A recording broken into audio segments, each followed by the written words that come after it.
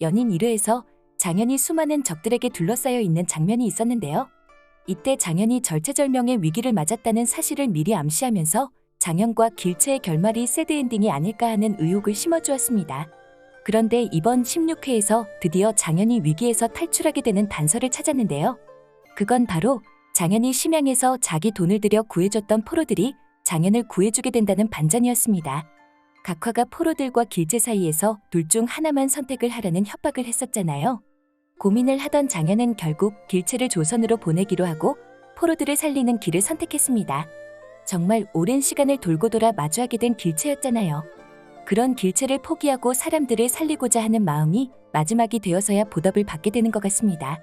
첫 장면을 자세히 보면 장현을 둘러싸고 있는 사람들 중에 심양에서 장현이 살려줬던 포로들이 있다는 것을 확인할 수 있었는데요. 장현을 포위하고 있는 병사들은 인조가 소현세자를 숙청하면서 보냈거나 아니면 구원무가 자기 직위를 이용해 장현을 죽이려고 보낸 사람들처럼 보였어요. 그런데 그 병사들 사이에 장현이 심양에서 구출해서 조선으로 속환시킨 사람들이 포함되어 있었던 것 같아요. 이장현이 처음에 한번 구해줬다가 다시 청나라로 잡혀와서 발뒤꿈치가 깎인 사람이 있었잖아요. 이장현은 그 남자를 끝까지 잊지 않았고 이장현이 누워있는 사이 양천이 다시 조선으로 탈출시키는 장면이 있었습니다. 뗏목을 타고 탈출하던 남자는 마지막까지 고맙다는 말을 잊지 않았는데요. 그런 사람이 한둘이 아니었던 것 같아요. 그 사람들이 장현이 탈출할 길을 뚫어주면서 장현에게 은혜를 갚는 전개로 이어질 것 같다는 생각이 드는데요. 장현은 포로들에게 아낌없이 돈을 빌려줬습니다. 양천이 이를 주도했고 구자미가 그걸 도왔는데요. 양천은 포로들에게 돈을 빌려줄 테니까 차용증을 쓰라고 했어요. 언제까지 갚아도 되냐고 묻는 포로들에게 조선에 가서 농사를 지어 갚아도 되고 3년, 5년을 넘어 갚겠다는 약속만 하면 10년이 걸려도 상관없으니 돈을 빌려주겠다고 했습니다. 이 모든 게 이장현의 뜻이었죠. 이때 구자미가 받은 차용증을 이번에 장현이 읽고 있었습니다. 장현은 차용증을 읽으면서 길채를 보내기로 결심을 했었던 것 같아요. 포로들의 차용증에는 반드시 돈을 갚겠다.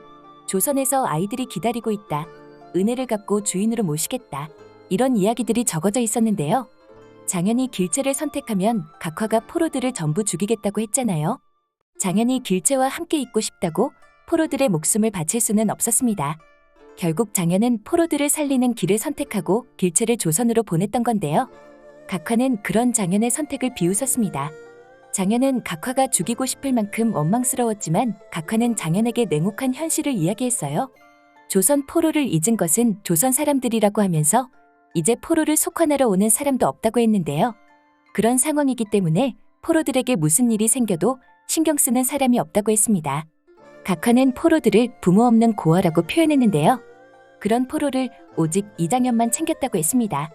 이장현은 하찮고 불쌍한 것들을 그냥 보아넘기지 못한다고 하면서 언젠가 이장현의 어줍잖은 동정심이 이장현의 발목을 잡을 거라고 했는데요. 하지만 그건 각화의 착각이었죠.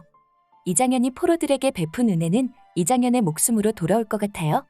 10,000,000금을 주더라도 살 수 없는 것이 목숨이잖아요.